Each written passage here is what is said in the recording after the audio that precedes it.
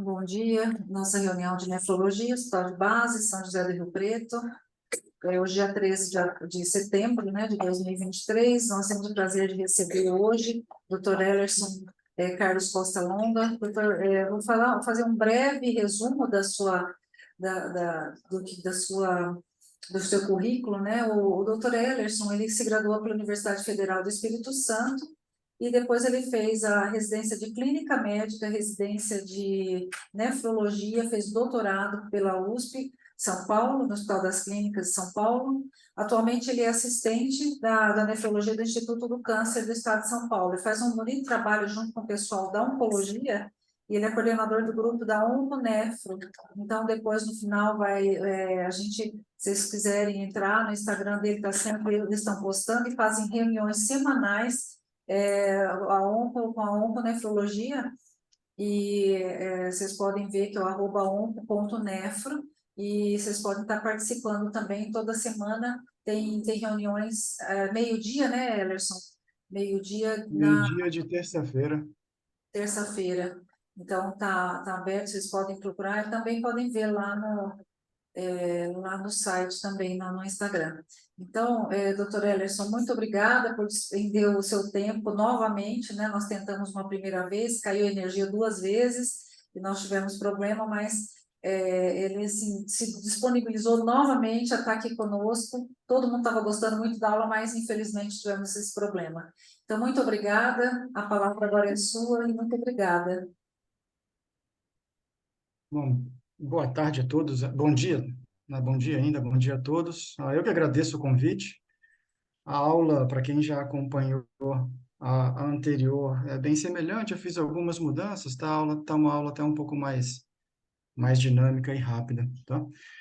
Falar em injúria renal aguda para pacientes oncológicos, né, é sempre difícil, porque é um mundo de informação que ainda está em construção, né? Se na nefrologia a gente não tem muita coisa baseada em evidência, quando a gente parte para esse subgrupo de pacientes, as coisas ficam um pouco mais difíceis. Eu montei essa aula com as coisas que a gente vê com maior frequência, o que eu acho de mais importante aí. Bom, dado o processo de transição demográfica e envelhecimento da população que a gente está vivendo, espera-se que em 2040 ocorra um aumento de 50% do número de casos novos de pacientes com câncer, tá? Isso no mundo inteiro. Esse número vai se aproximar ali dos 30 milhões. Felizmente, o avanço aí do tratamento e do cuidado geral, né, o avanço da medicina em geral tem permitido que esses pacientes tenham cada vez melhor taxas de sobrevida, né? Então, esse aqui é um gráfico que mostra, desde 1975 a 2015, um aumento aí de mais de 30% da taxa de sobrevida desses pacientes, sobrevida em 5 anos. Então, o cenário que a gente está agora é o cenário de um paciente, de um aumento do número de casos novos, aumento da sobrevida dos pacientes, levando uma maior prevalência de pacientes com câncer. Esses pacientes, em geral, são idosos, têm doenças cardiovasculares, têm risco de sepse, risco de hipovolemia e risco de complicações renais do câncer ou do seu tratamento. De maneira que é uma população que frequentemente tem alguma complicação renal, tá? Os principais grupos seriam DRC, IRA, distúrbio eletrolítico e glomerulonefrite. Eu vou falar da injúria renal aguda hoje. Nesse contexto, né, de pacientes com câncer, a taxa de injúria renal aguda após o diagnóstico, no primeiro ano, fica ali em torno de 20%, e em 5 anos, em 30%. Tá? Esse risco de IRA é maior para pacientes com mieloma múltiplo, tumores do trato urinário e as leucemias. Na UTI, né, que é uma população um pouco melhor estudada e estudada de maneira mais padronizada, a incidência, a taxa de injúria renal aguda chega a 60%, e dos pacientes que são admitidos na UTI com câncer, 15% evoluem com necessidade de diálise. Bom, a etiologia da disfunção renal aguda desses pacientes é quase sempre multifatorial. No dia a dia é muito difícil a gente isolar uma única causa. e são fatores, né, que dependem do paciente, como as comorbidades, se o paciente está séptico ou não, dependem diretamente do câncer, como obstrução do trato urinário, nefropatia por cilindros, ou dependem do tratamento oncológico, tanto diretamente, por exemplo, que os pacientes são submetidos à nefrectomia, ou o efeito dos antineoplásicos. Tá? O tratamento oncológico também pode induzir, né, uma disfunção renal por uma lesão indireta, como, por exemplo, na síndrome de lise tumoral ou no cytokine storms.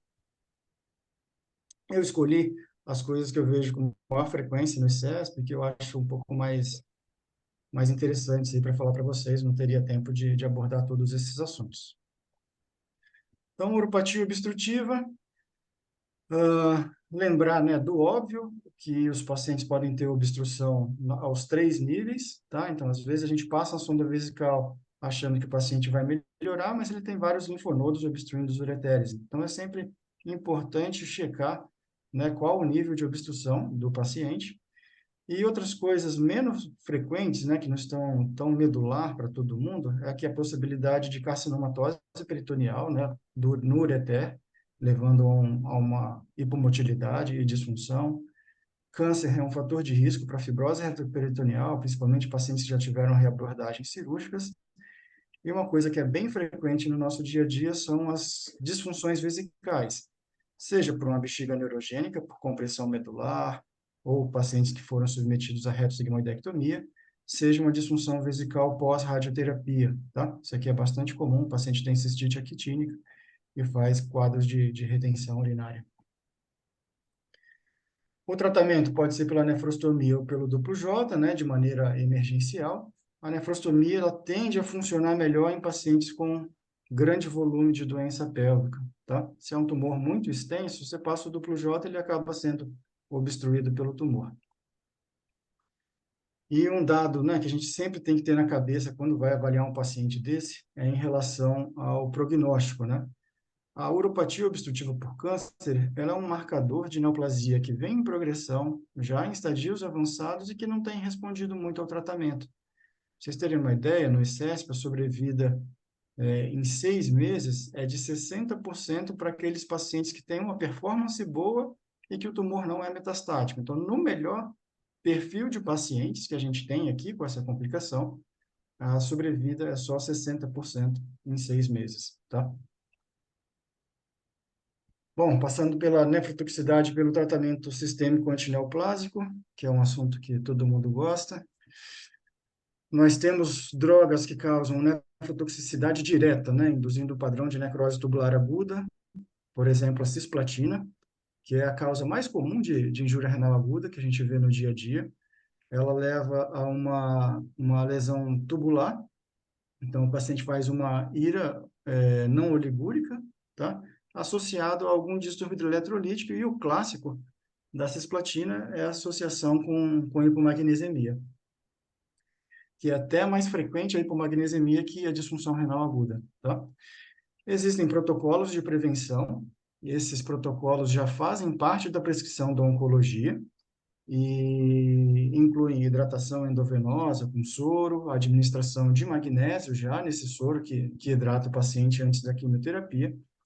Em algumas situações, alguns centros se utilizam do manitol, com a ideia de que você faz uma diurese forçada e elimina a cisplatina mais rápido ali do túbulo renal. Uma segunda causa de nefrotoxicidade direta é a lesão renal por ifosfamida. A ifosfamida ela tem uma tendência a lesar predominantemente o túbulo contorcido proximal. Então, a manifestação clínica vai ser de uma injúria renal aguda não oligúrica associada a sinais de disfunção tubular proximal. Então, o paciente vai ter hipofosfatemia, hipouricemia, faz tipo uma síndrome de Fanconi, tá? Glicosúria com glicemia normal. Nem sempre todas essas alterações vão vir juntas. Às vezes o paciente só tem uma glicosúria, não tem mais nenhum outro sinal, tá? Então, a gente sempre que tem um paciente que está usando ifosfamida, fez uma ira, a gente procura algum desses sinais de toxicidade. O tratamento é de suporte, tanto para a lesão pela ifosfamida quanto pela cisplatina. Na maioria dos casos, né, o paciente faz alguma lesão renal isso acaba resolvendo espontaneamente, tá? Mas a gente sabe que numa parcela pequena desses pacientes, eles podem manter a disfunção renal crônica ao longo do tempo, e inclusive os distúrbios hidroeletrolíticos. O metotrexate, né, é uma causa clássica de ira por cristais, é uma medicação utilizada principalmente pelos hematologistas, né? E ele vai levar à disfunção renal por precipitação de cristal, principalmente em doses muito elevadas, tá? Doses maiores que 500 a 1.000 miligramas por metro quadrado. Não é aquele paciente tomando metotrexate por artrite reumatoide que vai desenvolver esse tipo de complicação. São realmente doses muito elevadas, tá?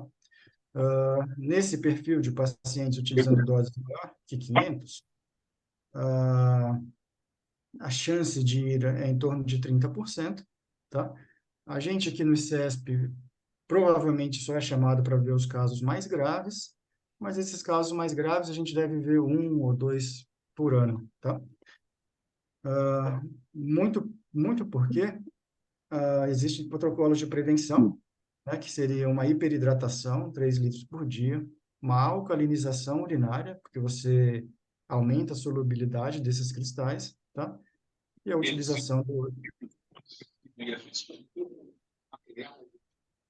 utilização do leucovorin. Tá tudo certo aí que eu ouvi umas vozes? Posso continuar?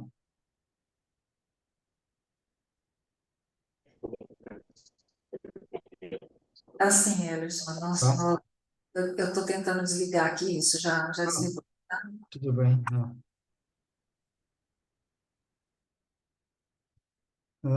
Uma outra causa, né, rara de injúria renal aguda nesses pacientes é a microantipatia trombótica.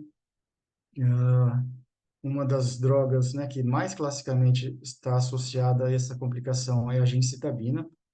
Ela induz uma toxicidade endotelial direta, e essa complicação vai acontecer naqueles pacientes que receberam gencitabina por muitos ciclos, tá? Então, a gente fala que é um paciente que tem uma dose cumulativa de gencitabina alta, e a apresentação clássica é dessa CHU que a gente tem na cabeça, né? Então, um paciente muito hipertenso, os casos que a gente teve aqui, muitos fazendo edema agudo de pulmão, inclusive, tá?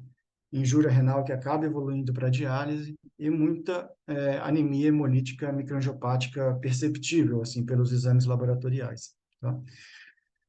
Felizmente não é uma complicação muito comum, a gente, né, sempre faz uma busca ativa nesse perfil de pacientes utilizando essas drogas, mas casos biopsiados, para vocês terem uma ideia, em 10 anos, a gente deve ter uns 6 por aí. E o prognóstico renal é ruim, né? Os pacientes tendem a ficar dependentes de diálise. Outras drogas que podem causar microangiopatia trombótica são os inibidores do VEGF, né, que são os antiangiogênicos. Então, talvez vocês já tenham ouvido falar no bevacizumab, que é o Avastin, sunitinib, que é o Sutent, pazopanib. Cada dia tem um diferente.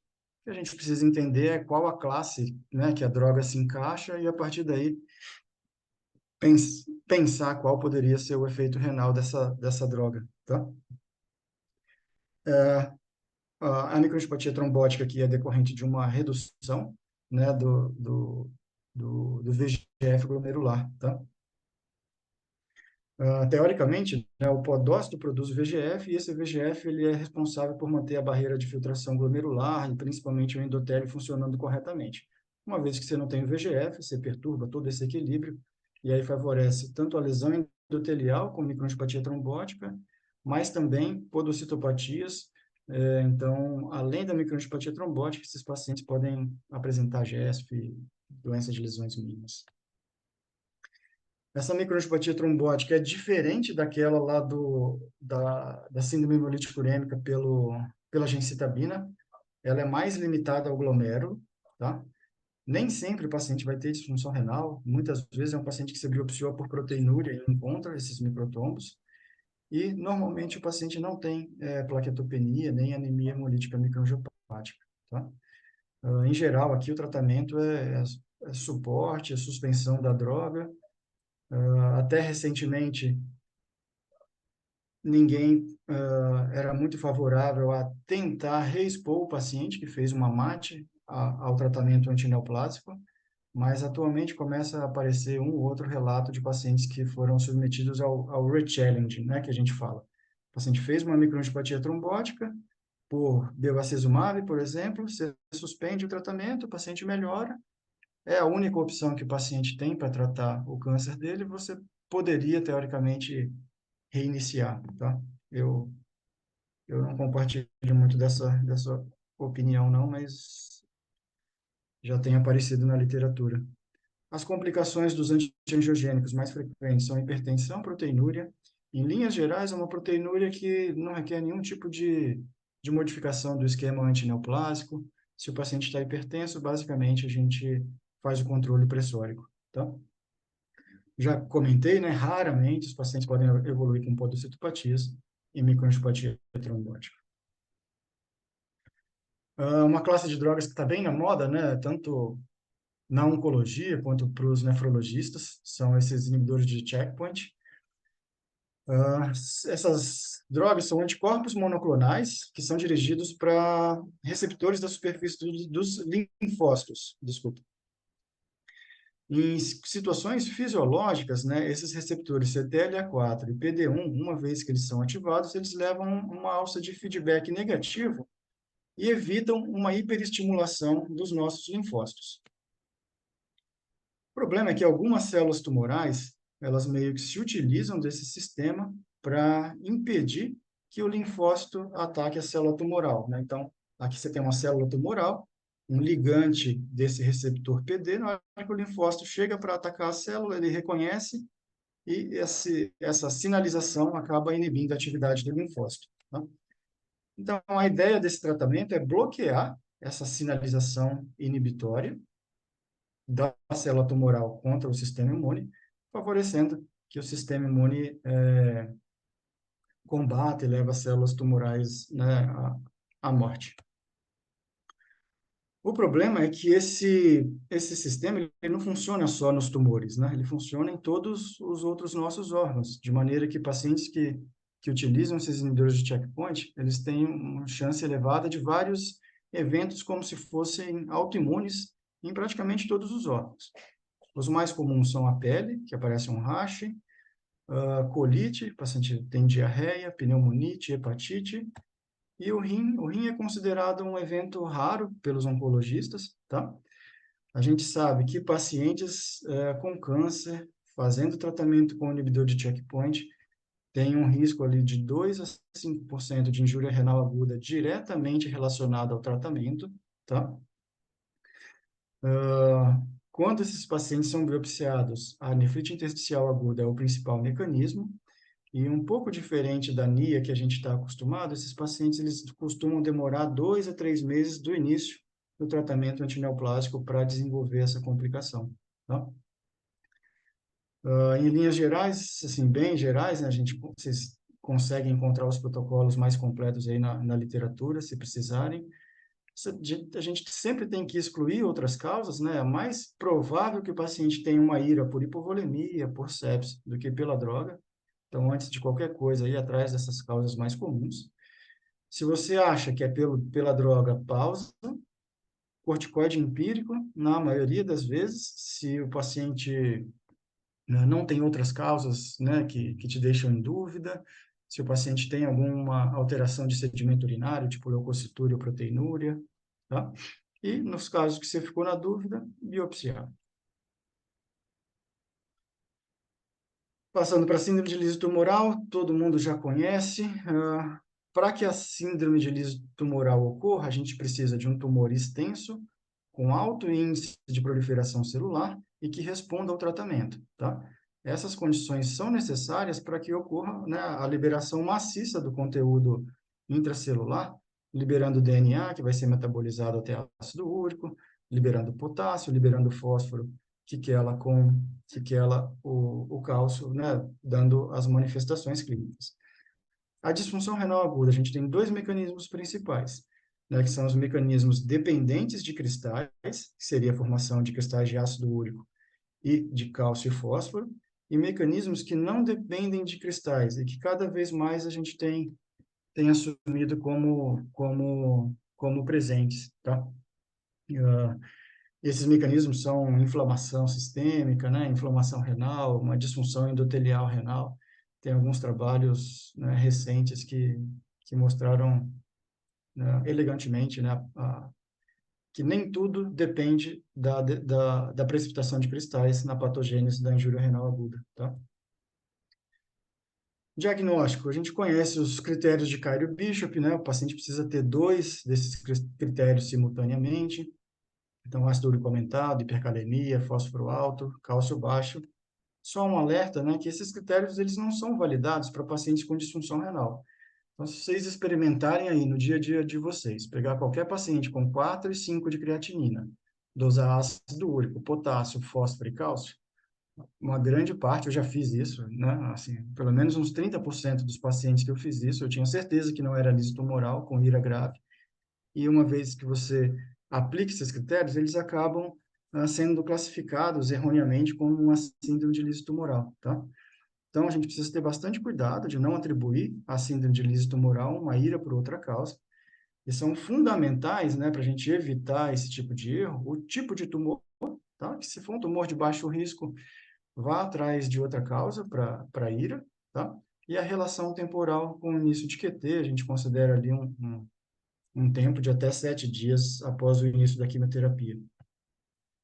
Quais são os tumores de alto risco? Os tumores hematológicos, LLA, LMA, Burkitt, difuso de grandes células B, tá? Uma coisa que a gente sempre olha também, né? Às vezes vem algum tumor hematológico, a gente não sabe se ele é de alto grau, se é de baixo grau, a gente dá uma olhada no DHL. Se o DHL está ali mais próximo do normal, provavelmente ele não tem um risco de lise importante, tá? Pacientes com massas tumorais muito grandes, e os tumores sólidos, em geral, são tumores de baixo risco, tá? Então, se pegar algum paciente com tumor sólido e te disserem que é uma IRA por síndrome de liso tumoral, tome bastante cuidado, exclua outras causas. As exceções são o neuroblastoma, os tumores de testículo, né, germinativos, e os carcinomas de pequenas células de pulmão metastáticos, tá? Prevenção é feita com hidratação, cristalóides, né, assim, uma expansão vigorosa.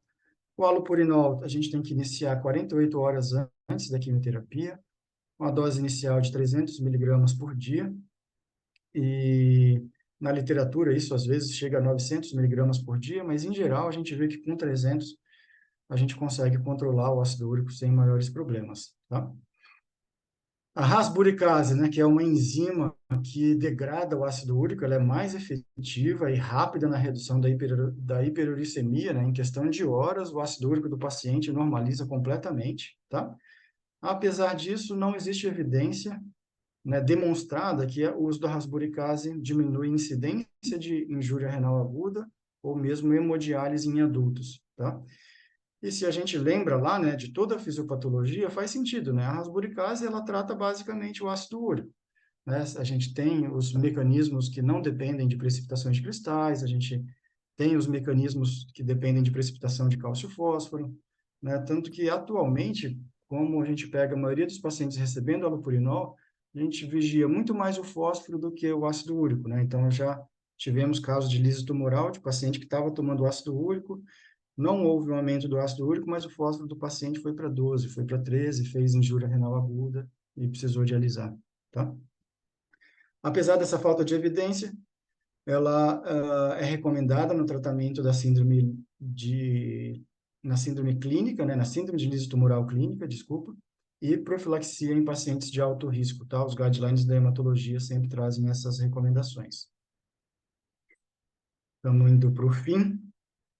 Não podia deixar de falar do mieloma, né? O mieloma é um dos tumores mais associados à disfunção renal aguda. Em algumas séries, é até o tumor que, né, com maior frequência de IRA.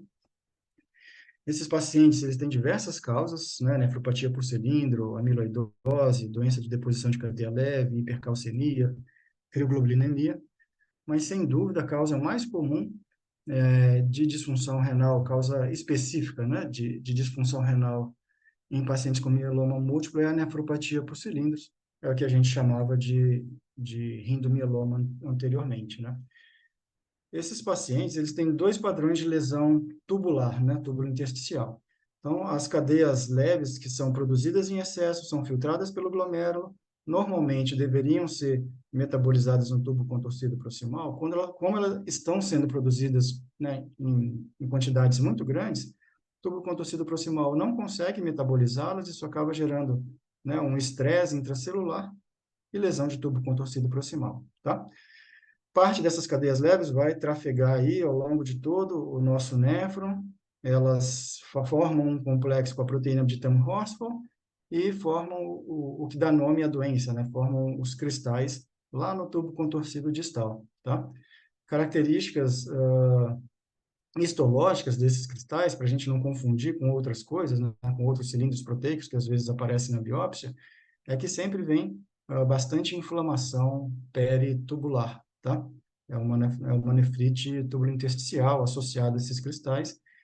E na imunofluorescência você vai ter a marcação ou de capa ou de lambda, né? Porque esses cristais são formados por proteínas monoclonais. A nefropatia por cilindro, ela vai acontecer principalmente em pacientes com mieloma ativo, né? Então é mais comum naqueles pacientes que estão abrindo o quadro, tá? Para ter nefropatia por cilindro, a concentração das cadeias leves livres tem que estar bem alta. É comum que os pacientes tenham hipercalcemia, lesões osteolíticas. Fenótipo renal, qualquer padrão de apresentação, injúria renal aguda, doença renal crônica, a gente vê de tudo. Sedimento urinário normal e uma proteinúria, né, que a gente chama seletiva, né, uma proteinúria à base de globulinas, tá? Então, como que a gente faz o diagnóstico diferencial da lesão renal num paciente com mieloma múltiplo e disfunção, né? Sempre excluir todas as outras causas, né? Sempre lembrar de sepse nesses pacientes, é a primeira coisa que a gente tem que pensar, tá?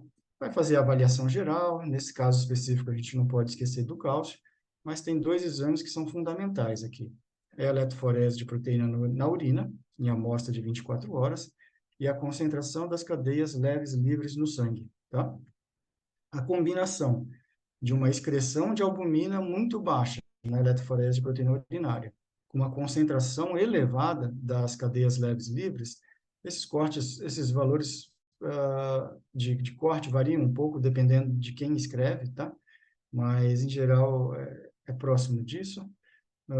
A gente já pode dizer que o paciente tem nefropatia por cilindro sem necessidade de biópsia, tá? Se por acaso o paciente tem uma proteinúria mais pronunciada ou uma cadeia leve livre muito baixa, menor que 150, por exemplo, a gente já começa a pensar se não há um outro mecanismo de disfunção e avaliar se é necessário a biópsia renal para o diagnóstico. Uma última mensagem, né, que a nefropatia por cilindro é uma causa tratável de IRA, né? Eu não sei, assim, em geral eu vejo que as pessoas têm um certo preconceito em relação a isso, né? Assim, o paciente, tem mieloma múltiplo, entrou em diálise e já era, não vai recuperar. Então, os últimos trabalhos, né, mesmo os pacientes com ira dialítica por nefropatia por cilindro, 50% dos pacientes saem de diálise depois do tratamento otimizado do mieloma, tá? E essa independência de diálise, ela depende basicamente da resposta hematológica, né? Então, tem que começar o tratamento logo, com terapias, né, que sejam mais efetivas, né? Existe a recomendação de que pacientes com disfunção renal e mieloma recebam o bortezomib, que, na verdade, deveria fazer parte, né, de todos os tratamentos de primeira linha, tá? Bom, em relação ao prognóstico, é um tema bastante amplo, né? Difícil de a gente abordar de maneira mais simples. Eu vou focar aqui um pouco nos pacientes com câncer na UTI, que muitas vezes é onde a gente tem que discutir e tomar essas decisões. Essa meta-análise aqui, ela incluiu mais de 7.000 pacientes com câncer que foram admitidos na UTI, tá? E eles avaliaram desse gráfico aqui, é de 1995 a 2015. Isso aqui é a curva da mortalidade geral. Então, vem ocorrendo uma queda, né, da mortalidade desse perfil de pacientes. Isso eles observaram para aqueles pacientes em ventilação mecânica, observaram para aqueles pacientes em choque, né, em uso de vasopressor, mas no subgrupo de paciente que precisou dialisar, a mortalidade continua a mesma nos últimos 20 anos, né? E elevada, né? A mortalidade intra-hospitalar da ira dialítica nesse estudo ficou ali em torno de 60% a 80%, tá? Então, né, sabendo de todo esse contexto, sempre vem à nossa cabeça sobre dialisar ou não esses pacientes. Isso é uma questão que envolve família, que envolve, né, a equipe de oncologista que está te chamando. Não é uma decisão que a gente toma sozinho, né, nem deveria tomar sozinho, tem que envolver a equipe da UTI também, tá? Mas, assim, do ponto de vista objetivo, em linhas gerais, o que tem de estudo é que a presença de câncer não influencia na mortalidade de pacientes com ira dialítica na UTI, tá? Então, nós temos duas coortes grandes que fizeram a pergunta, né?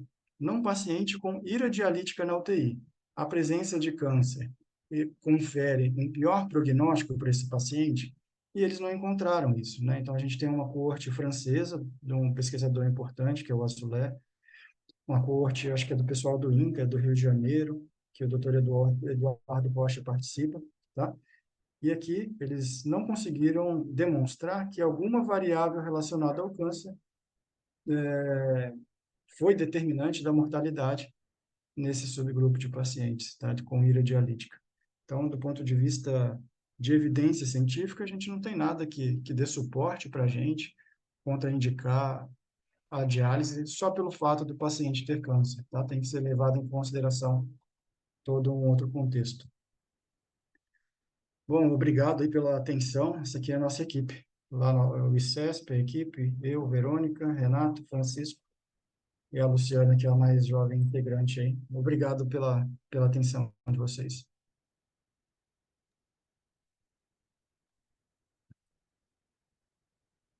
Ótimo, muito obrigada, Elerson. Sempre a gente esclarece mais algumas dúvidas, né? Eu vou ver se o doutor Rodrigo, a doutora Inês têm algumas perguntas aqui para fazer.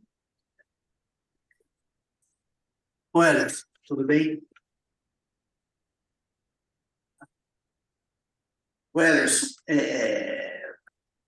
parabéns pela aula, obrigado.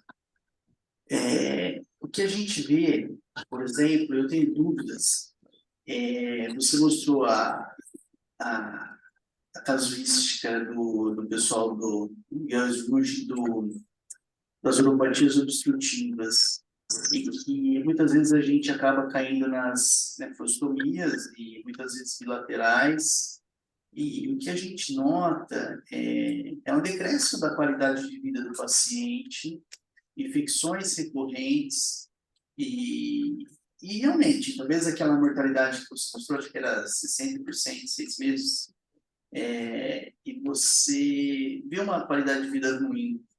E é algo que eu sempre me questiono, e a gente discute com o pessoal da ONCO, poxa vida, será que, obviamente que terapia renal substitutiva provavelmente não vai trazer uma qualidade de vida melhor, mas será que a terapia renal substitutiva não seria uma boa alternativa ao invés de insistir nessas uropatias obstrutivas para derivar o paciente, ele tendo intra-hospitalar com germes multiresistentes, fazendo ciclos longos de antibióticos, qualidade de vida ruim?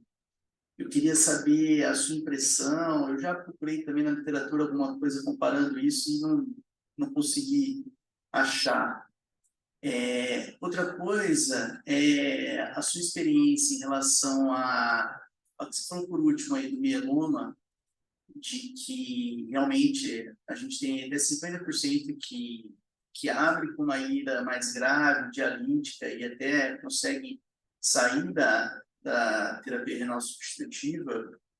Se vocês têm alguma experiência, porque é uma pressão da indústria, de alguns capilares de alto fluxo, que você consegue tirar as moléculas maiores, tudo, e de que talvez isso aí trouxesse algum benefício, e tem alguns trials pequenos, né, eles não tão grandes, e que mostram que talvez haja algum benefício. Eu queria saber se você tem alguma experiência.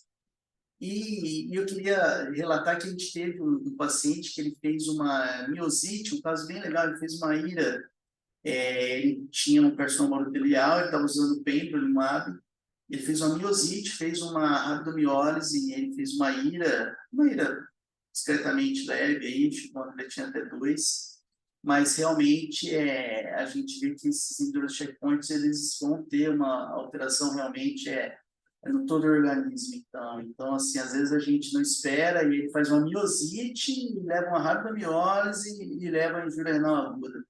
Então, realmente é multifatorial mesmo todo o processo. Eu acho que é isso, Eros. Obrigado aí. Um abraço. Ele ouviu? Seu som está desligado, Emerson. Desculpa. Obrigado, Rodrigo, pelo convite novamente, né, pelas perguntas. Bom, em relação à injúria renal obstrutiva, eu tenho a mesma sensação que você descreveu aí muitas vezes, tá? E também me decepcionei sempre que eu vou procurar algo na literatura que tenta me ajudar. A impressão que eu tenho é que é um assunto que, assim, o pessoal não tem muito interesse de estudar fora, entendeu? Você pega os textos de revisão, né, a IRA em paciente oncológico, que está lá no JASNE, é um parágrafo de IRA obstrutiva. Para nós aqui é a principal causa, né? Ninguém dá muita bola. Os poucos trabalhos que a gente tem são trabalhos de urologista, e o cara não responde muito essas dúvidas nossas, né? Se eu estou com um projeto escrito até para começar aqui, mas você sabe como que é fazer trabalho.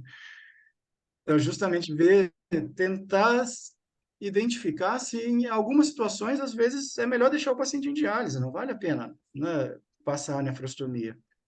Mas eu acho até a gente ter algum dado sobre isso, eu acho um pouco difícil das pessoas aceitarem, né, essa,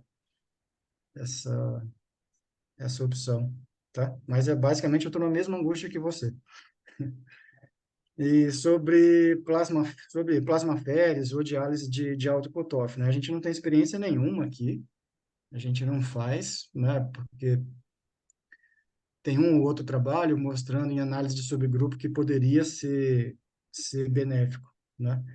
Mas eu acredito que conforme esse tratamento do mieloma vem avançando, né, com o uso cada vez mais frequente do bortezomib, agora do daratumumab, isso vai deixar de ser, né, vai ser menos importante ainda do que já é, a minha impressão, tá? Mas um pouco contra essa visão, assim, o pessoal da Mayo Clinic, e são pessoas, né, muito boas, assim, os caras são realmente muito bons lá, eles defendem, e todo o texto deles, eles sugerem a utilização de plasmaféreas para nefropatia por cilindro, tá? Na experiência deles, eles têm algumas séries publicadas que até 75% dos pacientes com nefropatia por cilindro em diálise, eles conseguiram deixar o paciente sem diálise, associando o tratamento hematológico com a plasmaférese, tá? Eu tenho uma visão mais conservadora, mas, em linhas gerais, os textos, né, não são favoráveis, mas tem esse subgrupo da Mayo Clinic que eu acho que tem que ser respeitado a opinião, e eles sempre defendem, tá?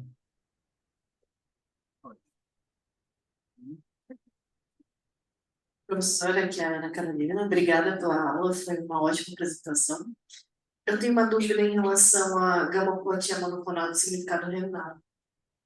Vocês têm uma casuística, vocês chegam a tratar? Porque geralmente a patologia, quando não fecha o mieloma, o número de plasmócitos na medula, eles acabam não tratando.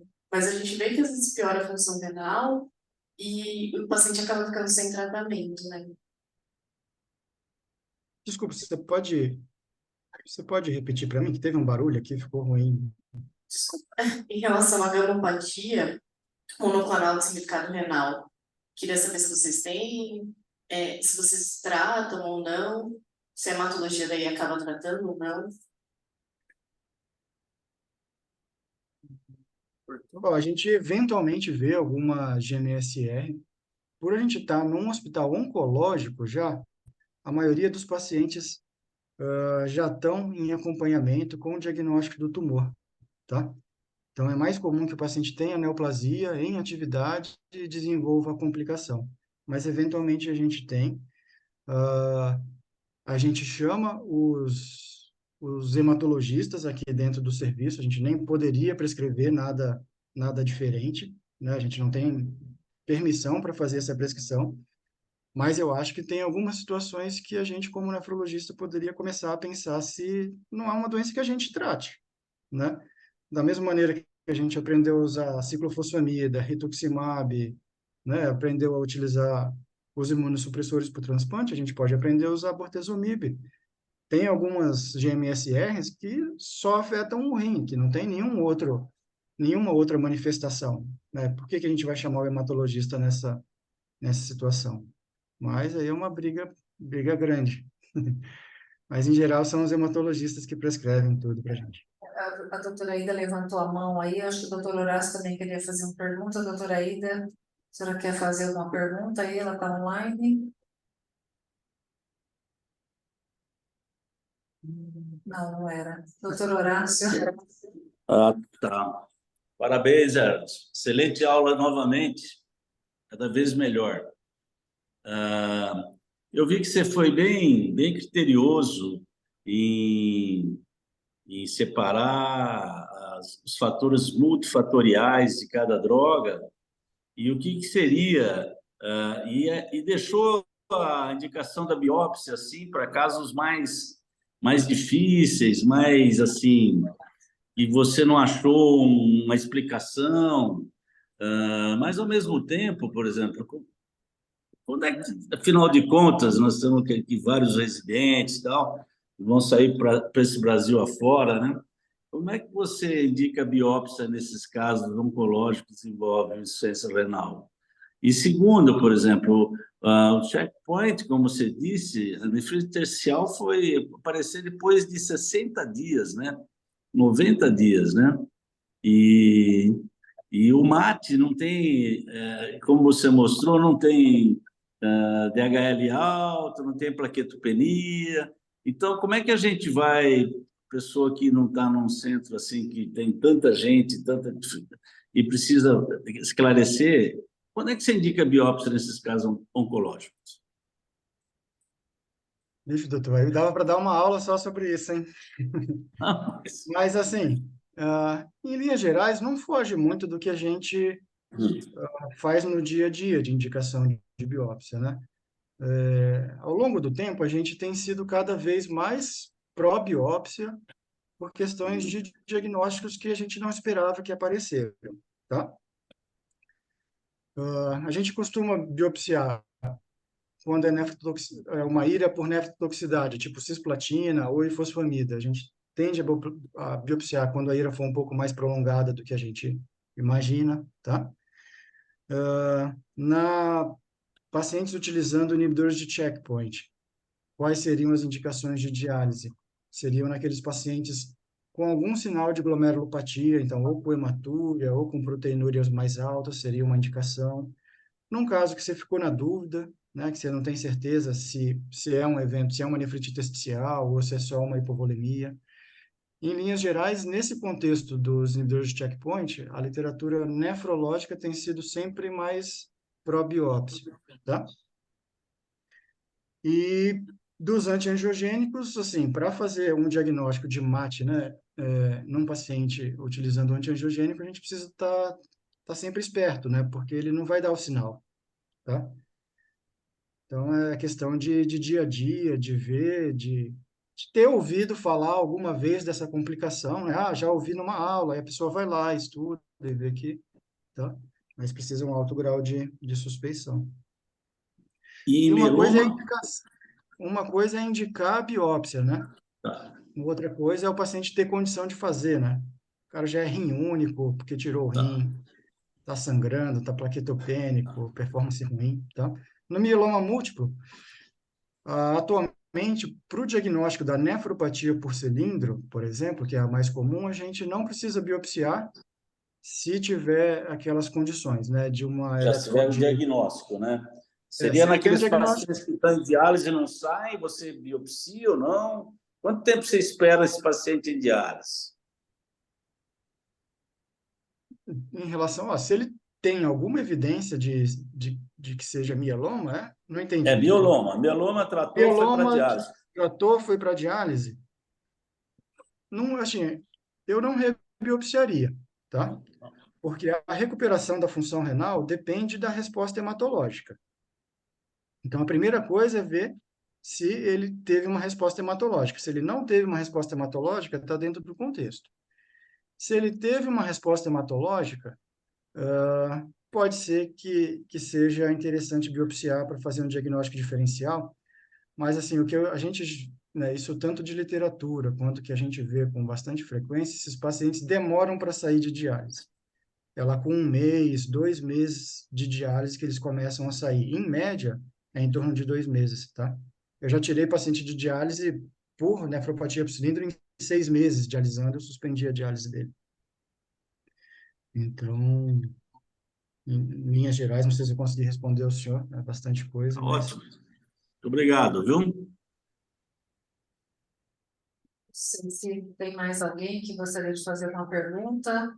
Doutor Edson, se eu esqueci outro dia, se quiser fazer uma pergunta, está aberto, doutor Edson, aproveita. Então, eu acho que, então, diante disso, essa pergunta, esse questionamento aqui, a gente, que horas parar, né, com tudo, porque a gente, eu estou com problema familiar aqui, e paciente com carcinoma urotelial, começou de um lado só, e agora está invadindo, está com duplo J bilateral, está com químio, rádio, já fez rádio, químio, e função renal sobe e desce. Eu deixei para o doutor Rodrigo, doutora Ana, doutor Horácio, doutora Fernanda, eles que cuidam agora para mim. Mas sobe e desce, piora essa função renal, mas tem horas que a gente não sabe que horas que isso vai parar, né? Porque a progressão está sendo rápida, né? Então a gente nunca sabe quando falar para chega, né? Essa é uma decisão muito difícil. Como você falou, é uma coisa muito progressiva e a gente sabe que uma hora vai chegar, né? Então, quando é esse momento que você fala, a família para, não faz mais nada, né? Isso aí tem que estar todo mundo integrado, né? A gente acaba sendo, eu acho que não, assim, a gente tem que tentar levantar esses tipos de questionamentos, mas a gente é sempre chamado para ver o doente, né? Eu não vou chegar lá num paciente que eu não tenho relação familiar nenhuma e já começar tendo esse tipo de conversa com um paciente de um outro colega, né? Então, assim, acho que depende muito do oncologista, da equipe de cuidados paliativos do hospital, né? No hospital, o pessoal é bem, como que se diz? Perdi a palavra aqui. É todo mundo junto, né? Conseguem discutir essas questões com o grupo de paliativo, a UTI, a gente. Então, eventualmente, a gente consegue parar. Mas é uma decisão multidisciplinar. Tem uma pergunta aí, o serviço de vocês possui critérios de não diálise, fatores de contraindicação para hemodiálise associado a neoplasias, progressão, prognóstico, ou tendo condições clínicas, vocês dialisam a pedido do oncologista? Pergunto devido também a atender em hospital oncológico e temos situações de solicitações em que discordamos. Não sei se me fiz entender. Ó, em geral, os pacientes já vão para a UTI ou estão nas enfermarias aqui no hospital com as diretivas definidas, né? Se são candidatos à hemodiálise, se são candidatos à reanimação ou não, tá? Então, em geral, isso já vem pré-definido pela oncologia, mas isso não impede, em casos específicos, da gente conversar com o oncologista para rever isso. Então, é questão de conversar. Não tem um critério, né? Como eu mostrei, a gente não tem nenhuma evidência para definir quem vai dialisar, quem não vai dialisar. A gente não tem nenhum critério objetivo. Fica tudo na subjetividade e aí você precisa conversar com o oncologista, conversar com a família, né? Tem que fazer essa relação multidisciplinar para tomar essas decisões. Tá certo. Então, muito obrigada, Elerson, mais uma vez pela sua disponibilidade, por você estar aqui, né, pela segunda vez, e a gente agradece muito em nome da nefrologia aqui do Hospital de Base, muito obrigada, espero contar com você mais vezes aqui conosco, tá? Muito obrigada. Bom, eu que agradeço, aí estou à disposição. Tchau, pessoal. Tchau, obrigada.